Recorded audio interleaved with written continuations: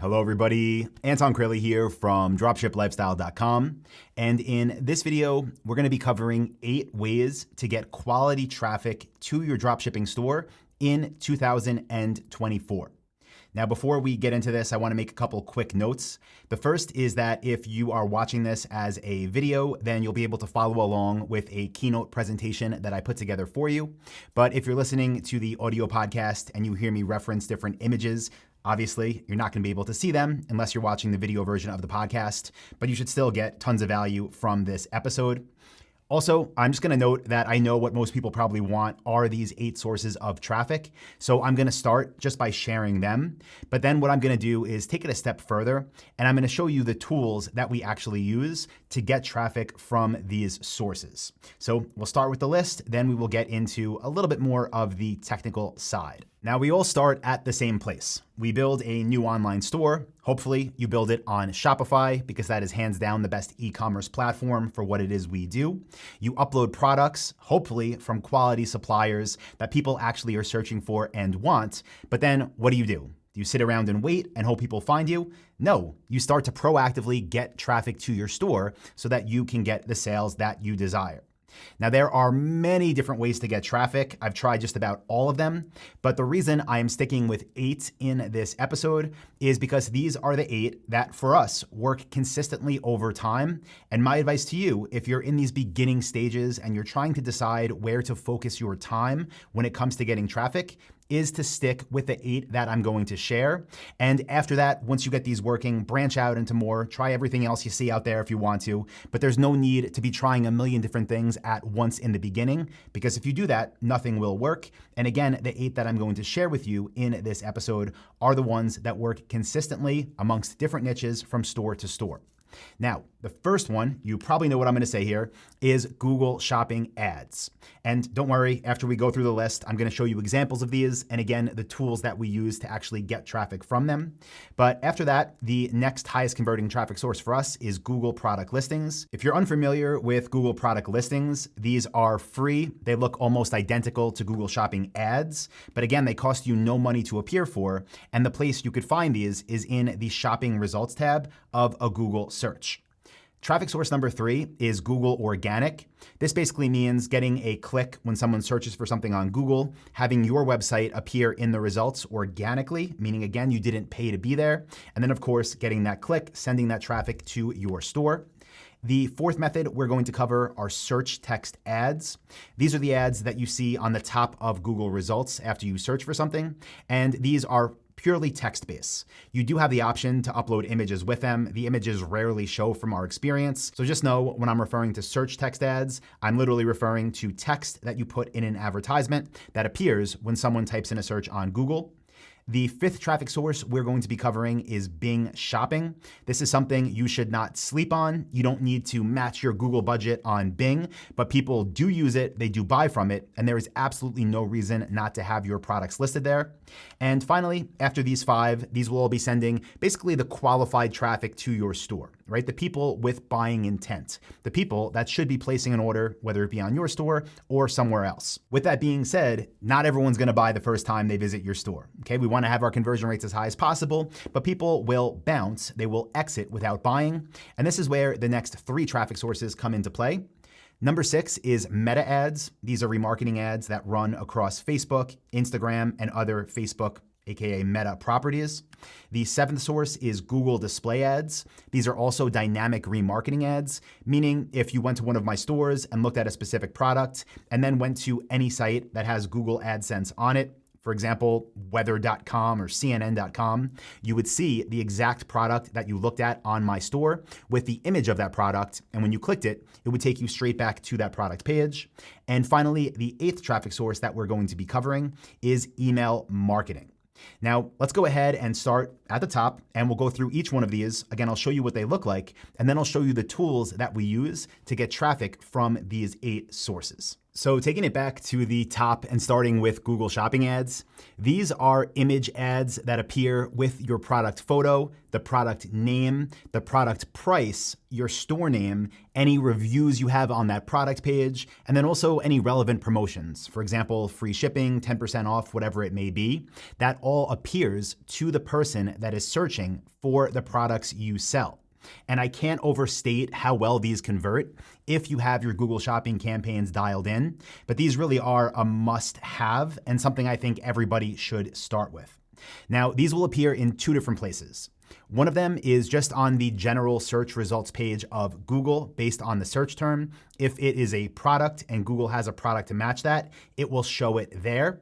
And they also appear at the top of the Google Shopping results page if you click on Shopping after a Google search, and they appear across the top in a carousel. Now, the way that we set these up, and there's many different ways to do that, but I would definitely recommend you use this method, is first by using an app that's in the Shopify App Store that's been there forever called Simprosis Google Shopping Feed. Now, this is a paid app. It's less than $5 a month, but this app gives you so much control over your product feed, and that is very important when you optimize over time. Now, in this video, I'm not going to get into how we optimize and all the different things you can do here, but just know if you are a member of our coaching program, the Dropship Blueprint, that is all covered in Module 6, and of course, the Google Shopping lessons. But you don't just need that, right? What this app will let you do is make your product feed. Then you need to submit it to Google Merchant Center. This is a free tool from Google that, again, allows you to connect a product feed to Google. So basically, Simprosis Feed for Google Shopping takes all your product information. They give you a link that has all that product info. You give that link to Google Merchant Center. And once you do, when you go into Google Ads, you can create a Google Shopping campaign. And in that campaign, you can select your product feed, meaning you can appear in those sections I just referenced and showed you if you're watching the video of this. Now, the second source of traffic, the Google product listings that are free, the place these appear is in the Google Shopping tab on google.com, and they appear under that carousel I was just talking about. So these are everything below it. And typically there's a page, 2, 3, sometimes even more pages of results. And these are absolutely free. Again, very high converting source of traffic because the people that see them before they click are seeing the product image, they're seeing the product name, they're seeing reviews, they're seeing your store name, they're seeing the product price. This is an excellent source of traffic that every high-ticket dropshipper should be using in 2024. And again, it costs you $0. So how do you set them up? Again, multiple ways to do this, but in my opinion, the best way is to use that same app that we were just talking about, Simprosis Google Shopping Feed. Use that app. Again, it'll give you your feed URL. You plug that feed URL into Google Merchant Center, and then the final step here that you need to do to get your products to appear there is inside of Google Merchant Center, click on Growth, click on Manage Programs, and then where it says Free Product Listings, make sure you have that active. It will not be active by default when you first set up Google Merchant Center. It'll say enable or something like that. Click that button, and from there, give it a few days, and your products will start appearing for free in Google product listings. Third traffic source I want to cover, Google Organic. This is, again, free traffic. And where this appears is on the Google search results page under all the sponsored ads. So in our case with products, it appears under the Google Shopping ads. It appears under the sponsored search text ads. Under that are the organic results, which again cost you $0 to be in this section. And if you're watching the video, again, this is what they look like. Now, we use two different tools to help us get the best rankings possible. And before I share those tools, I'm just quickly going to mention that people say, oh, SEO is a waste of time. It takes so long to rank for anything. Key piece of information here is that we are not trying to rank for our niche keywords. If we sold surfboards, we're not putting in the time and effort and energy required to rank for the keyword surfboards because one, that would cost a lot of money and it would cost a lot of time. But even after we rank there, which we've done this in the past for huge niche keywords, yes, you'll get a lot more traffic, but that traffic does not have much buying intent. So the keywords we want to rank for are the brands that we sell for, the product names that we carry, the SKU numbers, or any unique product identifiers, because the people searching on Google for those long tail keywords have high buying intent, meaning they're more likely to turn into customers than somebody searching for a broad niche keyword. And added benefit, it's very easy to rank for those things I just mentioned, those long tail keywords. You don't need to build a bunch of backlinks. You don't need to wait months and months and months. You can get rankings organically, again, getting free traffic from Google within sometimes as soon as you put your products on your store.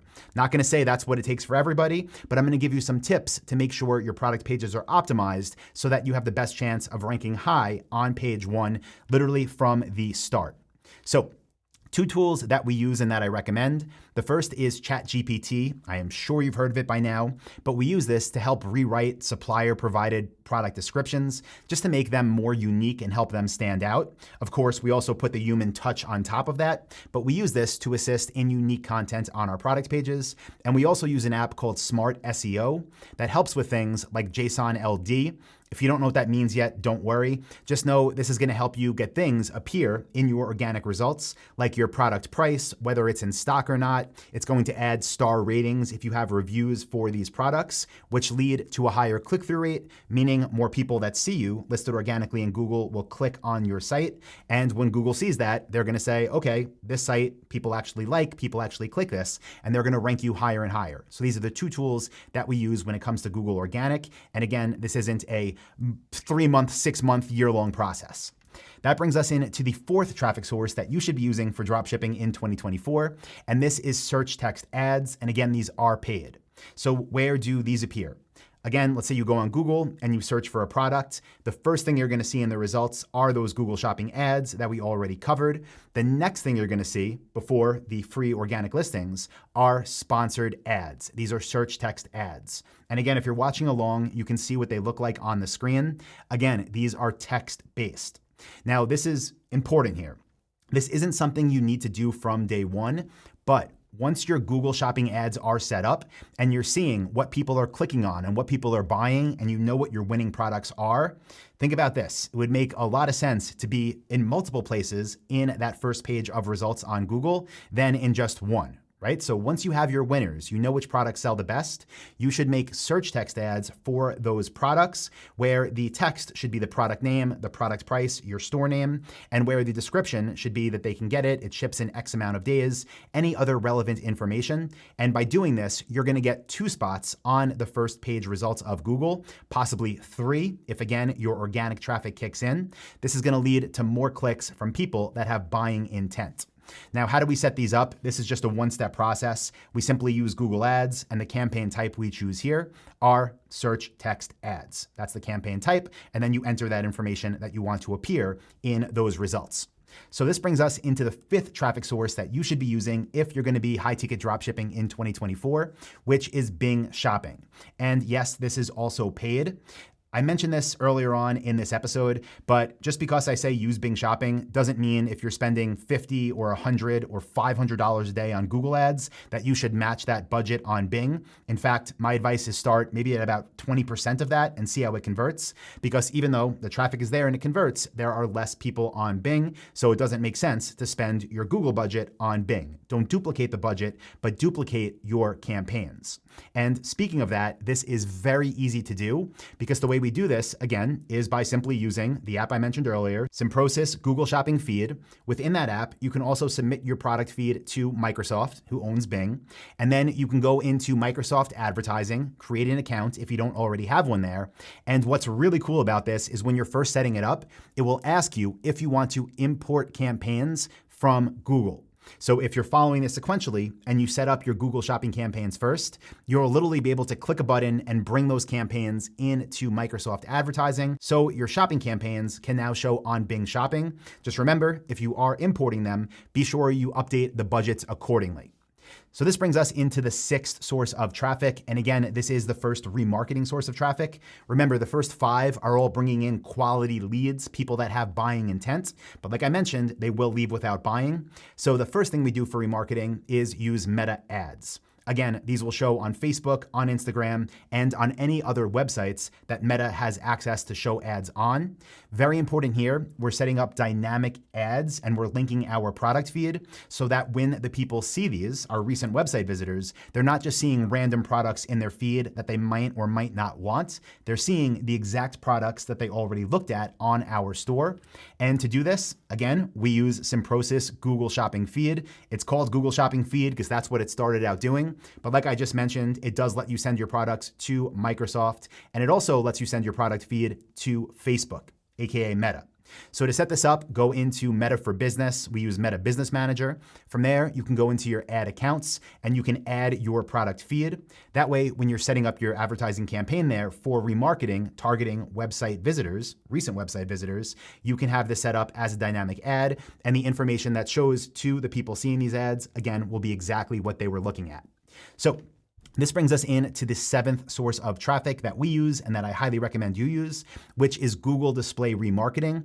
Very important here because there's definitely ways to use Google Display ads wrong. These should be dynamic, and again, the people that they should be showing to, once again, are recent website visitors. So if you're following along with the video, I put up on the screen what these look like. This is an example of remarketing from Wayfair, but it'll look the same from your store, where people will see in the ad the products that they recently looked at on your store. And when they click any of them, it will take them right back to the product page they were on. So to set this up, once again, you're probably noticing a theme here. We use Simprosis Google Shopping Feed. That allows us to connect our product feed, like I mentioned earlier, to Google Merchant Center. And then in Google Ads, what we do is set up a display campaign. Very important though, I'm gonna keep stressing this because I don't want anyone to do this wrong. When you set up this display campaign, you'll see if you're looking at the screen right now, in the campaign settings, there's one section called Dynamic Ads, and you wanna check the box that says Use Dynamic Ad Feed for personalized ads. And when you do that, it will allow you to select your data feed, again, that you created in Simprosis. And once you do that, these will show dynamically rather than just showing everybody the same thing. Also important, because some people miss this step and it won't work if you miss this. When you go into Google Merchant Center, go into Growth, go into Manage Programs, and then under Dynamic Remarketing, make sure you have that enabled. Again, it's not going to be enabled by default when you first create your Merchant Center account. So in order to be able to select your product feed when creating a display campaign, you need to go into Google Merchant Center, go into Growth, go to Manage Programs, and then click on Enable under Dynamic Remarketing. Okay, this is going to bring us to the final traffic source that we use and that I recommend you use in 2024 for your high-ticket dropshipping store, and this is email marketing. Now, for this, I'm not going to show you an example of an actual email. Rather, I'm going to show our strategy here. And what our strategy is to have one promotion every month. It doesn't run all month long. They run between 3 and 5 days, depending on what that promotion is. And if you're following along watching this, you'll see on the screen right now an example of a promotional calendar for a store I was going to launch, but I ended up not because I realized late in the game it would be competing with a Dropship Lifestyle member, which is something I never want to do. So I didn't launch it, but I did all the research. I put all the marketing together before going live. So if you're watching the video, you can see what this looks like. And what we do is every month for that 3 to 5 days is send this email campaign to our email audience, people that have opted in on our store over time. Maybe they opted in on an exit intent overlay. Maybe they were an abandoned cart. Maybe they were a previous customer. It doesn't really matter. It just matters that they're on our email list and they're obviously interested in the types of products we sell. Now, to do this, to send these emails, we use Shopify email. And this is something that recently changed. We've been with Klaviyo for the longest time now, who is still amazing, but Shopify email has made huge strides over the past year, and it's only getting better. And it'll get most people 95% of the way there compared to what Klaviyo can do. If you're already on Klaviyo and you're happy and seeing results, I'm not saying switch everything now, but if you're listening to this or watching this and building your first store or your next store, my advice would be go with Shopify email because they allow you to send 10,000 emails a month for $0. This is built in to your Shopify account, regardless of whatever plan you're on. To wrap this up, we just covered 8 ways to get quality traffic to your dropshipping store in 2024. I put it on the screen right now if you need a recap of this. And I know we covered a lot in a short amount of time, so should go without saying, but feel free to go back and watch this video or listen to this episode as many times as you need. And if you did get value from this, as always, you're watching on YouTube, I would appreciate it if you can leave a comment and leave a thumbs up. And if you're listening to this on the podcast feed, I would really appreciate it if you can leave us a review over there as well.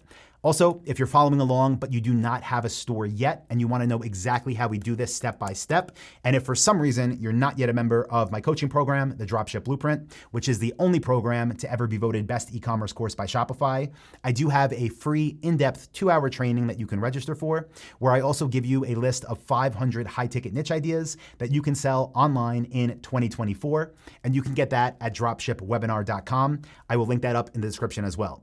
So with that being said, guys, thank you. I appreciate you. Make sure you're subscribed if you're not already, and I will be back on Monday with yet another episode. I'll see you then.